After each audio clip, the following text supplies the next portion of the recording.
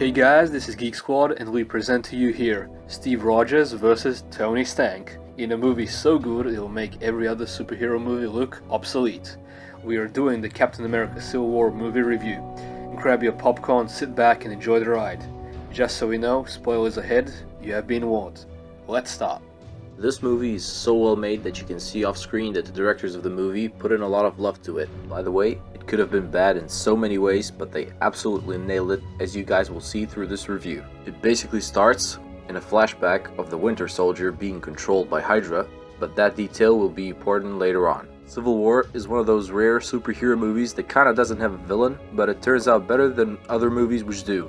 The only real antagonist is Zemo, who is just a person that lost everything during the Battle of Sokovia when Ultron threatened the world. He lost everything there and blamed the Avengers for his family's death. He knows that he can't defeat them, so he plots for a whole year on how to divide them and make them go against each other. This movie should be called Avengers 2.5 because it features almost all the Avengers except the Hulk and Thor. They changed the story a bit from the comic books, but I think that the fans would be very pleased in the way it turned out because we are. Crossbones is featured and kinda reminds us of the Punisher because of his skull face and bone symbols. The bad thing about him is that he gets too little screen time and dies in the first 20 minutes of the movie. They could have left him for at least another movie or cameo because he has bigger roles in the comics. Now the thing that scared us here was that they would mess up the Avengers' relationship with their fight and make it irreversible, but we were really pleased to see how it all turned out. Could have gone wrong in so many ways. The trailers made it look like a very serious conflict between Avengers, especially between Iron Man and Cap. But Marvel wouldn't be Marvel if there was no comedy, and if there were that serious like DC movies are. We're kinda comparing it to Batman vs Superman. Now we gotta say, the new Spidey is amazing and a really well done character. And, by the way, we can't forget about the hot Aunt May. He gets into the story thanks to Tony Stark because he needs backup for the Avengers battle. The best part about Spidey is his humor.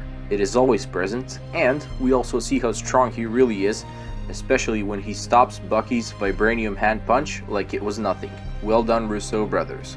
The conflict began when the world saw how dangerous the Avengers really were and decided to make them a government property and control them, meaning that they had to obey orders no matter what they were, good or bad, and that they would have no say in the matter.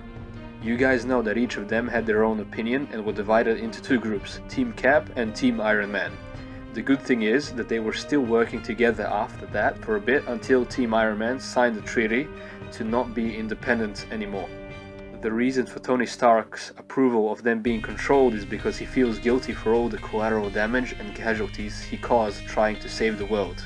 Because we know that in the first Iron Man movie, he shuts down his weapons program when he sees that it's used for evil. But Cap, on the other side, is all about freedom and believes that it's still better for the team to be in their hands. Peggy Carter dies in this movie at an old age, and it is revealed that her relative is Sharon from the last Captain America movie. And at Peggy's funeral, she delivers a speech about staying independent like her aunt. That is what motivates Steve Rogers to do what he believes is right.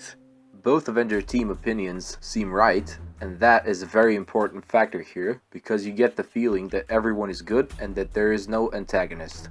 But the real antagonist here is the government, which wants power over them and total control.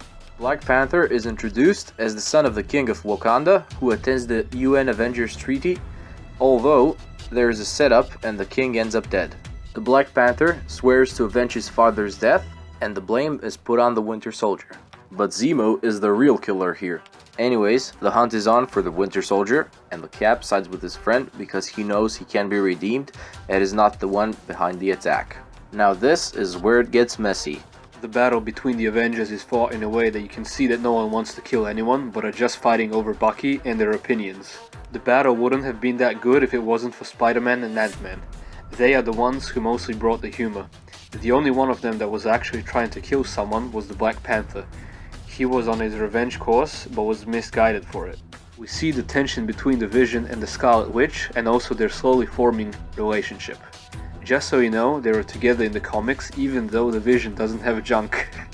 The thing we also really liked was Ant-Man growing big, and that was something new that we didn't expect nor see before.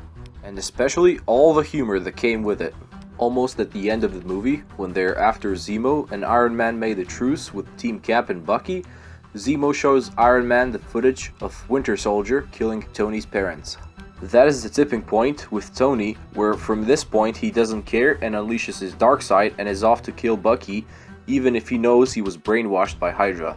We were expecting Iron Man to lose the fight really quickly because of the trailers, but he stood up longer than we expected and kicked ass quite a bit. Those were one of the best choreographed moves we ever saw in a superhero movie. They really nailed it with this one. There is also a flashback of 5 even stronger Winter Soldiers than Bucky, which were in the freezing chamber. We were expecting for Zemo to wake them up and make an even bigger threat than the Avengers already were to each other. We thought it would be like in the Batman vs Superman movie, where Bruce and Clark are fighting each other and then a bigger threat emerges and they join forces to defeat it. But that was not the case here, because the Winter Soldiers died in their sleep.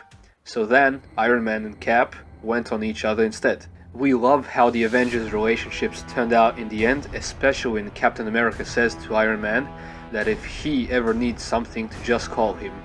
Like they are best friends after the fight. It's just like in real life. I mean, did any of you guys ever be in a fight with someone and then the day after you were like okay with that person and you know, stuff like that? It's kind of weird, but anyways, it happens all the time. I mean, that is one of the reasons why this movie is so good, because even though they were at some kind of war, they never went too far to make it irreversible, even though it looked like Iron Man and Captain America were fighting to the death at the end of the movie. But everything turned out great. It's a really good thing that Marvel still brings back flashbacks that have a really big impact on the main story in the movie. It all just fits in perfectly. Captain America Civil War also set up the Black Panther story, which is coming next year. We love how they didn't concentrate too much on setting up stories for future movies, but just did their own thing in the movie, unlike Batman vs Superman, which was full of setting up future stories. They chose a perfect place for the story, especially with Siberia, reflecting the Winter Soldier, and the red star on his arm, which is the symbol of the Soviet Union. The movie ended with Bucky willingly going to the carbon freezing chamber, haha, Star Wars, because his mind was programmed in the past and until they find a way to unprogram it, he will remain frozen.